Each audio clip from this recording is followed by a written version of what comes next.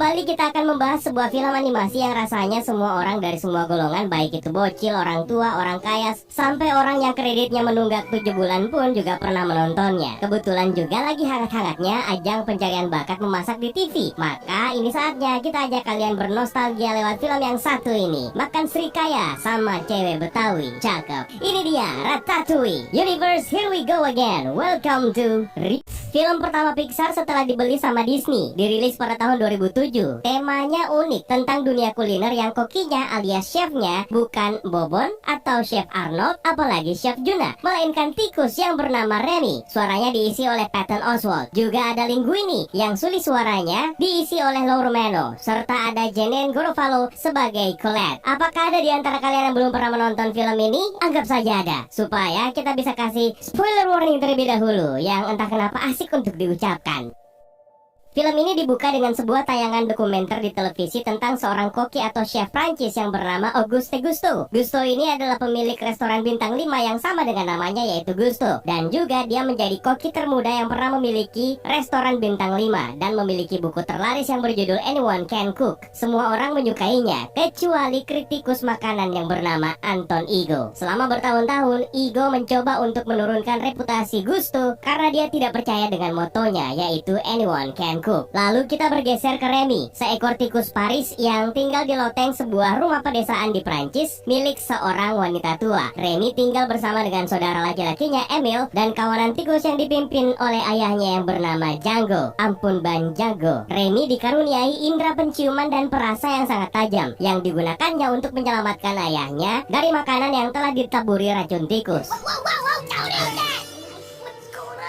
Pada titik ini, Django tiba-tiba percaya bahwa kemampuan Remy luar biasa. Remy merasa senang dengan hal tersebut sampai akhirnya Django memberinya pekerjaan sebagai pemeriksa racun yang bertugas untuk menciumi semua makanan yang dicuri untuk mengetahui apakah makanan itu beracun atau tidak. Berbeda dengan tikus lainnya, Remy tidak suka dengan makanan sampah dan malah terpesona dengan manusia, yang membuat Django malah kecewa. Django melarang Remy untuk pergi ke dapur di mana semua makanan tidak beracun di sana dan menyuruhnya untuk menjauhi manusia karena dianggap berbahaya bagi mereka. Namun Remy mengabaikannya dan selalu pergi ke dapur rumah untuk melihat dokumen koki Prancis, yaitu Auguste Gusto, yang menjadi inspirasi bagi Remy. Keesokan harinya, Remy menemukan jamur dan dengan bantuan Emil, Remy memasak jamur tersebut dengan keju yang ditemukan oleh Emil di atap rumah. Namun petir menyambar keduanya. Yang ternyata petir itu juga membuat jamur yang sedang disiapkan oleh Remy malah menjadi masak dan sangat disukai. Untuk menyempurnakan masakannya, Remy berniat untuk menambahkan kunyit ke dalamnya. Namun kunyit itu adanya di dapur. Ketika Remy mencari kunyit tersebut, Emil merasa sangat tidak nyaman berada di dapur karena takut wanita tua pemilik rumah terbangun. Selain penciumannya yang bagus, Remy juga mengungkapkan bahwa dia dapat membaca dan menonton televisi, sesuatu yang tidak pernah dilakukan oleh tikus. Remy menunjukkan sebuah dokumentasi Gusto ke Emil di televisi yang mengungkapkan bahwa Gusto telah meninggal. Remy terkejut mengetahui kabar tersebut. Wanita pemilik rumah tiba-tiba terbangun dan terkejut melihat Remy dan Emil, lalu mengambil senapan dan menembaki kedua tikus ini. Emil mencoba untuk lari kembali ke koloninya, tapi wanita tua itu malah menembaki langit-langit rumah yang menyebabkan Emil menggantung di lampu ruangan tersebut. Remy menyelamatkan Emil dan kembali ke koloni ketika wanita tua itu mengisi kembali senjatanya. Wanita itu pun akhirnya menembaki plafon yang malah membuatnya roboh dan memperlihatkan koloni tikus yang malah lebih mengejutkan wanita tua tersebut. Tikus mengungsi, namun Remy kembali untuk mengambil buku di dapur. Wanita tua itu pun kembali dan mengincar Remy. Remy berhasil lolos sambil mencoba mengejar klannya yang berada di perahu pelarian mereka di sungai. Remy mencoba mengejar, namun wanita tua itu kembali menembaki mereka. Remy kembali mencoba mengejar teman-temannya, namun kehilangan mereka setelah salah belok dan terjatuh ke lubang air yang salah dan terjun ke bawah. Remy dan buku karya Gusto pun tiba di sebuah tepian saluran air menunggu klannya untuk menemukannya. Namun klan tersebut tidak kunjung datang. Remy lalu membaca buku Gusto dan merasa kelaparan hingga sosok imajiner Gusto muncul di depan matanya. Dengan arahan Gusto, Remy berjalan ke saluran air dan masuk ke kompleks apartemen di mana dia bisa menemukan roti. Namun Gusto menghentikan Remy dan mengatakan kepadanya bahwa juru masak membuat pencuri mengambil. What are you doing? I'm hungry. Randy akhirnya memutuskan untuk pergi dan menuju ke atap sebuah apartemen hingga dia mengetahui bahwa selama ini dia berada di bawah Paris dan dia pun menemukan restoran Gusto. Gusto's? Your restaurant? I have led you to it. I gotta see Di this. dapur restoran, seorang pemuda bernama Alfredo Linguini menunggu di dapur untuk bertemu dengan koki yang bernama Skinner, pemilik restoran pada saat itu dan juga merupakan mantan sous chef Gusto. Linguini ini adalah anak dari Renata, mantan pacar Gusto yang baru saja meninggal. Linguini memberikan Skinner titipan surat dari ibunya dengan harapan surat itu akan membantunya untuk mendapatkan pekerjaan di restoran itu. Skinner malah mengabaikannya, tapi para chef di dapur malah ternyata sudah mempekerjakannya sebagai tukang sampah. Sementara itu, Remy menuju ke atap dapur restoran bersama dengan teman imajinasinya yaitu Gusto untuk melihat para chef beraksi sambil mengidentifikasi peran mereka masing-masing di dapur. Dia juga mengamati Linguini yang dia sebut bukan bagian dari memasak. Saat Linguini menumpahkan sebuah sup dan mencoba untuk membuatnya kembali menggunakan bahan asal-asalan, Remy malah jadi ketakutan sendiri dan marah. Karena bereaksi berlebihan, Remy tanpa sengaja terjatuh ke wastafel dapur dan kemudian mencoba melarikan diri. Namun usahanya selalu gagal. Saat dia akhirnya memiliki kesempatan untuk melarikan diri, Remy malah terjebak ketika harus membuat ulang sup mengerikan yang diracik asal-asalan oleh Linguini dengan menambahkan beberapa bumbu dan resep yang dia sukai. Didorong oleh Gusto, Remy memutuskan untuk menyelesaikan hidangan sup tersebut dan setelah selesai dia malah kedapatan dan ketangkep oleh Linguini.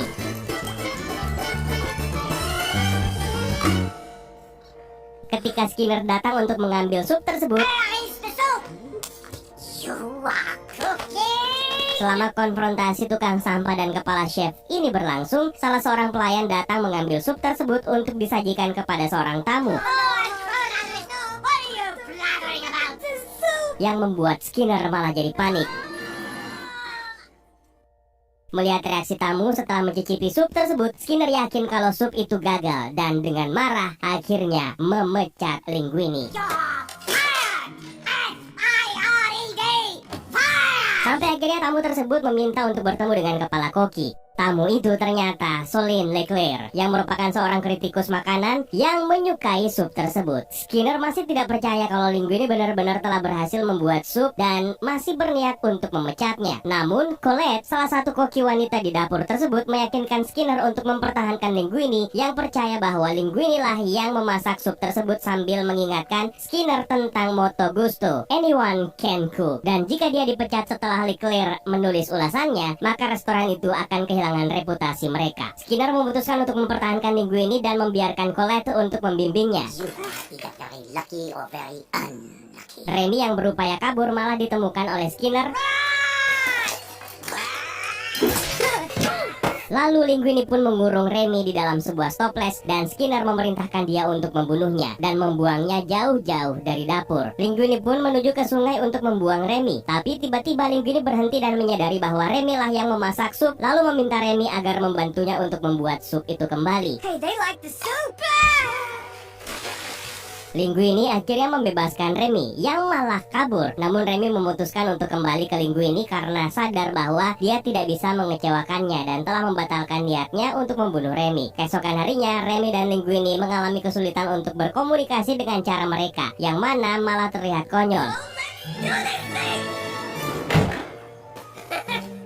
Linguini jadi geli sendiri karena menyembunyikan Remy di badannya. Mereka pun berdiskusi di ruang sayuran hingga ke gap sama Skinner yang sekilas kembali melihat Remy, namun dengan gesit diselamatkan oleh Linguini di topinya. Remy yang melihat Linguini hampir menabrak piring dari pelayan akhirnya menemukan ide. Remy akan menggunakan rambut Linguini di bawah toque blanc atau topi koki putihnya untuk mengontrol tubuh Linguini seperti boneka. Setelah melalui berbagai latihan dan berhasil, mereka pun akhirnya berhasil juga memenuhi tantangan yang telah diberikan oleh Skinner sebelumnya untuk membuat kembali sup yang mengejutkan tersebut. I just want you to know how honored I am to be studying under such Colette pun mulai membimbing Linguini mulai dari cara memotong sayuran dengan profesional Every second counts. You cannot be money. menyuruh Linguini untuk menjaga stationnya agar tetap bersih ketika memasak, Keep your station clear or I will kill you.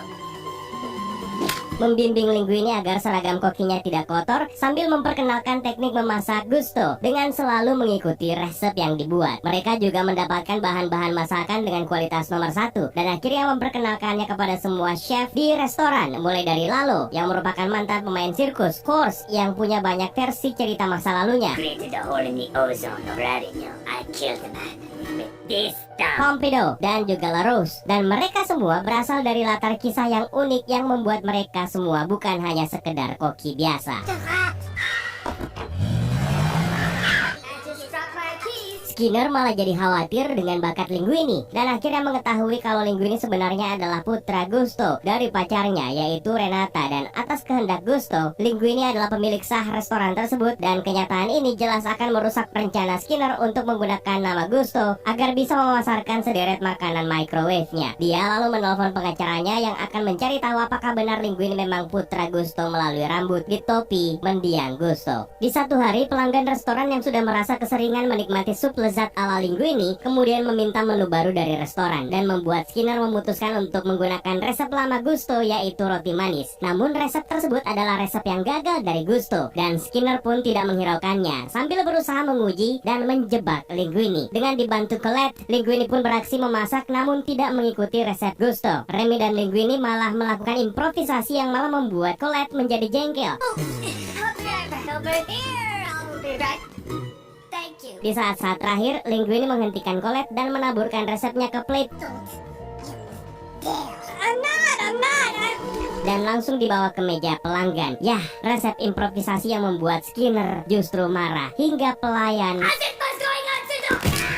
Silent. That's wonderful. mendapatkan begitu banyak permintaan untuk dibuatkan menu serupa yang ternyata lezat. Ketika restoran akan tutup, mereka semua merayakan keberhasilan Linguini, dan pada saat itu kecurigaan Skinner semakin menjadi-jadi setelah melihat siluet bayangan tikus di topi putih Linguini. Linguini pun keluar untuk memberikan makan Remy, lalu kembali masuk dan topinya pun disergap oleh Skinner yang ternyata tidak mendapatkan apa-apa. Skinner lalu mencoba cara lain, yaitu mengajak Linguini ke ruangannya untuk menikmati minuman beralkohol klasik untuk membuat Linguini mabuk dan ngelantur berharap keceplosan tentang si tikus, namun gagal. Something about rats. You know you do. Hey, why did they call it ratatouille? Sementara itu, Remy yang sedang menikmati hidangannya dikagetkan dengan kehadiran seekor tikus lainnya di tempat sampah yang ternyata dia adalah Emily. Mereka pun reunian, lalu Remy menegur Emily yang masih doyan memakan makanan dari tempat sampah dan memutuskan untuk masuk ke dapur mengambilkannya makanan. Gusto imajinasi kembali muncul memperingatkan Remy untuk tidak mencuri makanan, namun Remy mengabaikannya, menganggap ini hanya mengambil sedikit makanan untuk saudaranya. Setelah Remy mengajari Emily untuk menikmati makanan, Remy pun memutuskan untuk mengunjungi koloninya. Sesampainya di sana, Remy berdebat dengan ayahnya, Django, mengenai manusia. Remy memutuskan untuk tidak tinggal di sana dan akan sering berkunjung hingga Django pun mengajak Remy untuk menyaksikan tikus-tikus yang mati karena dibunuh oleh manusia dan memperingatkan Remy bahwa manusia dan tikus tidak akan pernah akur. Namun, Remy tidak mempercayainya. Di pagi hari, Remy kembali ke restoran menemukan Linguini ketiduran ketika membersihkan dapur. Remy bergegas untuk membangunkan Linguini ketika mengetahui Colette tiba di restoran. Colette pun berusaha mengajak Linguini yang masih tertidur pulas untuk ngobrol.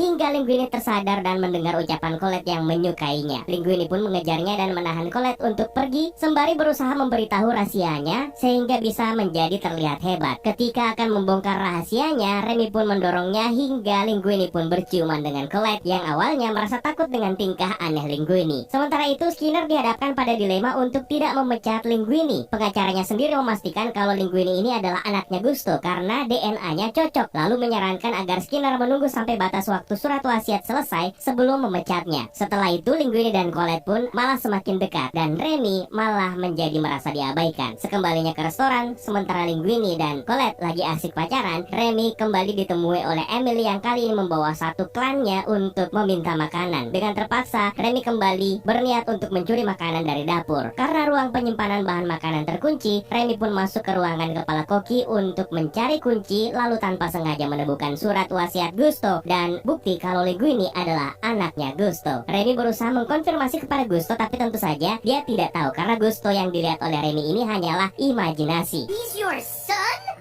I have a son? How could you not know this? Remy lalu kabur membawa surat-surat tersebut setelah Skinner tiba di ruangannya, dan adegan kejar-kejaran pun terjadi. Setelah berbagai aksi akrobasi tikus membuat Skinner tidak berdaya dan membawa mereka kejar-kejaran di kapal pesiar hingga Skinner pun akhirnya tercebur. Remy membawa dokumen tersebut ke Linguini yang kemudian memecat Skinner dan mengambil kendali restoran. Skinner pun akhirnya mengetahui kalau sosok di balik keberhasilan Linguini selama ini adalah si tikus dan berusaha menangkapnya agar dia bisa kembali merebut restoran Gusto. Di tempat lain, Anton Ego, seorang kritikus makanan yang review sebelumnya membuat restoran Gusto terpuruk, mengumumkan kalau dia akan meninjau restoran itu lagi keesokan harinya karena kembali mendapatkan popularitas. Dalam press conference, Linguini berada di bawah tekanan setelah kedatangan Anton Ego yang memintanya untuk membuatkan makanan enak keesokan harinya. I don't like food. I love it. Linguini pun berselisih dengan Remy dan menyebabkan Remy membalas Linguini dengan memimpin klannya untuk mencuri bahan makanan di dapur malam itu. Setelah mencari Remy di apartemennya namun tidak ketemu, Linguini pun kembali ke restoran dan akhirnya menemukan Remy. Hingga akhirnya para tikus ini pun tertangkap tangan ketika sedang beraksi mencuri makanan, lalu mengusir mereka semua, termasuk Remy, sambil memberitahu tikus itu bahwa dia tidak ingin melihatnya lagi. Kejadian tersebut malah membuat Remy semakin bersedih, hingga akhirnya Remy pun berhasil ditangkap oleh Skinner. Keesokan harinya, Linguini memimpin tim chefnya untuk melayani para pengunjung yang meminta menu spesialnya yang ternyata malah tidak mampu diingat oleh Linguini.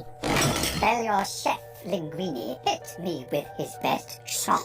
Tentu saja hal tersebut membuat kepanikan luar biasa di dapur yang baru saja dipimpin oleh Linguini. Di kandangnya, Remy memiliki satu percakapan terakhir dengan Gusto, teman imajinasinya, yang mengatakan bahwa Remy tidak pernah membutuhkan bimbingan Gusto yang hanya teman imajinasinya saja. Lalu dia pun dibebaskan oleh Django dan Emily. Remy memilih kembali ke dapur restoran, dan Linguini yang sedang panik akhirnya mencegah chef lainnya untuk membunuh hewan pengerat tersebut, sambil meminta maaf dan meminta Remy untuk kembali membantunya. Linguini pun mengungkapkan kebenaran tentang Remy kepada stafnya yang mengakibatkan mogok massal karena mereka patah hati melihat kenyataan tersebut. Di perjalanan, Colette melihat etalase toko buku dan kemudian kembali setelah mengingat moto Gusto, anyone can cook. Terkesan oleh tekad putranya, Django mengatur timnya untuk membantu memasak di dapur.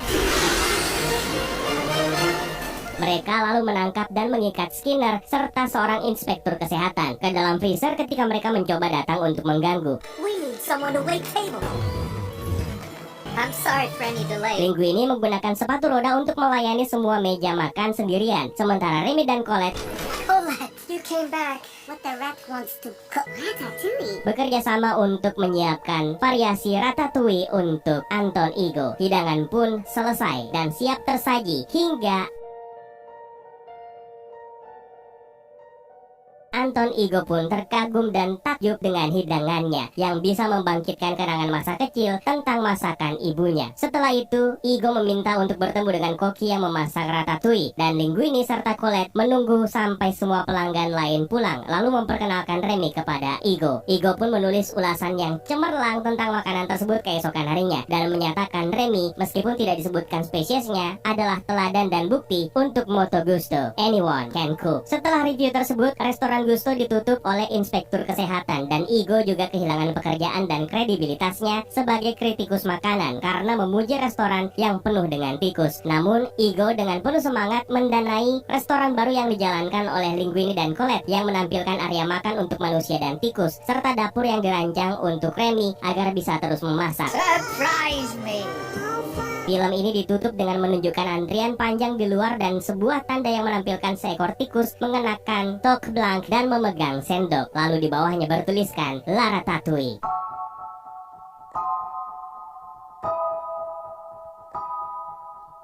Film animasi keren dan tidak akan pernah bosan untuk kita tonton. Mungkin seperti itulah review paling singkatnya. Sekarang waktunya kita pengen cari beberapa easter egg dan detail-detail tersembunyi yang ada dalam film ini. Kita mulai dari penampakan Mickey Mouse. Seperti yang kita bilang di awal, film ini merupakan film pertama dari Pixar setelah dibeli oleh Walt Disney. Penampakan Mickey Mouse ini terlihat ketika Remy pertama kali memasak di restoran Gusto. Berikutnya kita bisa melihat pizza Planet Truck yang pertama kali muncul dalam film Toy Story. Dan Rupanya, Pizza Planet Track ini sendiri sudah sering menjadi cameo di hampir setiap film Pixar. Dalam film ini, Pizza Planet Track yang terkenal itu bisa kita lihat di jembatan selama adegan kejar-kejaran Skinner dan Remy. Ada satu detail tersembunyi lainnya yang agak susah untuk kita cari dalam film ini, yaitu nomor A113. Nomor ini sendiri pernah terlihat dalam film Cars, yang mengacu kepada nomor ruang kelas yang digunakan oleh para siswa desain grafis dan animasi karakter. Penulisannya sendiri sebenarnya A113. Yang menarik adalah karakter yang muncul dari film The Incredibles, yaitu Bon Voyage. Yang pertama, dia muncul sebagai pantomim di jembatan, dan penampilan lainnya Bon Voyage terlihat dalam tajuk utama halaman depan dan foto di koran yang sedang dibaca oleh Colette yang berisi ulasan dari Solène Leclerc. Ada satu easter egg lainnya yang menarik, yaitu di collar yang dikenakan oleh Linguini. Motifnya ternyata merupakan logo dari The Incredibles. Sementara wanita tua yang ada di awal film, banyak fans yang meyakini kalau wanita tua yang memburu Remy dan kawanan tikus yang ada di rumahnya adalah Granny, majikannya Tweety. Dan mungkin masih ada banyak easter egg lainnya yang terlewatkan dan siapa tahu terlihat oleh mata kalian. Silahkan tambahkan di kolom komentar ya, Universe. Terima kasih sudah menonton dan terima kasih juga buat kalian yang sudah memutuskan untuk bergabung di membership community kita. It's time for me to sign out. My name is Eka. Stay safe and